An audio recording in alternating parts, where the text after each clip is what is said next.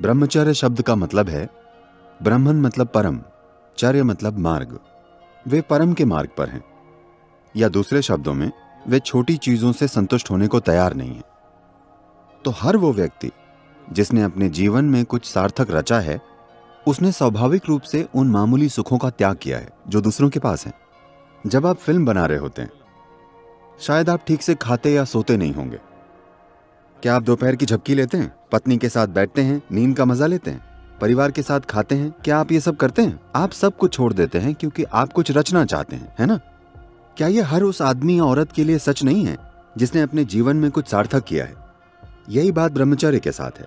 वे परम सत्य के मार्ग पर हैं। इसके कारण उनका ध्यान उन चीजों पर नहीं जाता जिन्हें लोग कीमती समझते हैं। तो परम क्या है? देखिए, यहां अगर आप आसपास देखें, यहां ईंट पत्थर हैं, बल्कि मिट्टी और पत्थर हैं, पेड़ पौधे हैं। ये सृष्टि है। अगर आप इसे यहां देखें तो इसी मिट्टी से ये पेड़ निकला है। अभी इसमें फूल नहीं है, पर इसमें बहुत सुंदर और खुशबूदार फूल आते हैं। इसी मिट्टी से आम का पेड़ निकलेगा और आम देगा। इसी मिट्टी से आप बने हैं और फिल्म बना रहे हैं। इसी मिट्टी से मैं बना हूं और मैं गुरु हूं। तो यहां कुछ ऐसा है जो इस मिट्टी को पेड़, फल, फिल्म मेकर, गुरु और अरबों दूसरी चीजों में बदल सकता है। क्या आप जानना नहीं चाहते कि वो क्या है? क्या आप इसका अनुभव नहीं करना चाहते? और अगर ये स्वर्ग में कहीं होता तो मुझे कोई मतलब नहीं होता, मगर जब आप एक केला खाते हैं तो वो केला आपके अंदर इंसान बन जाता है। यहां कुछ है जो चावल के दाने या केले को या फिर रोटी को इंसान में बदल देता है। यह सृष्टि का परम स्रोत है। आप जानना नहीं चाहते कि वो क्या है? आप इसके अनुभव, इसकी शक्ति, सुंदरता और आनंद को नहीं जानना चाहते? तो ये वो लोग हैं जो उसका स्वाद चख चुके हैं और अब उसे पूरा पाना चाहते हैं। उन्हें अपने खाने की परवाह नहीं है। उन्हें शराब, सिगरेट या दूसरे मामूली शारीरिक सुखों का आनंद उठाने की परवाह नहीं है जिनकी बाकी लोगों को लत लग गई है। उन्होंने परम तत्व का स्वाद चख लिया है और अब उन्हें वो पूरा चाहिए। वे उससे कम कोई भी चीज पाकर संतुष्ट नहीं होंगे। ठीक है, मैं समझ गया कि इसे अनुभव से जानना होगा। ये एक अनुभव से जुड़ी संवेदना या उससे कहीं ज्यादा है। परम की बात कीजिए। परम क्या है?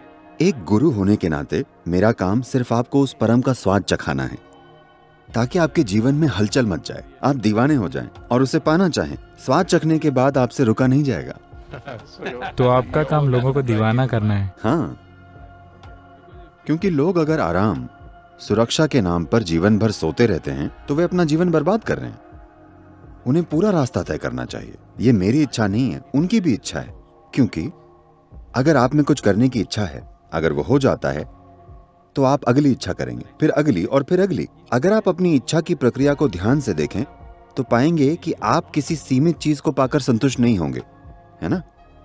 आपके अंदर कोई चीज है जिसे सीमाएं पसंद नहीं है। आपके अंदर कोई चीज है जिसे हमेशा परम तत्व की चाहत है। तो ये मेरा विचार नहीं है, ये मेरा सिद्धांत नहीं है कि आपको परम तत्व को खोजना चाहिए।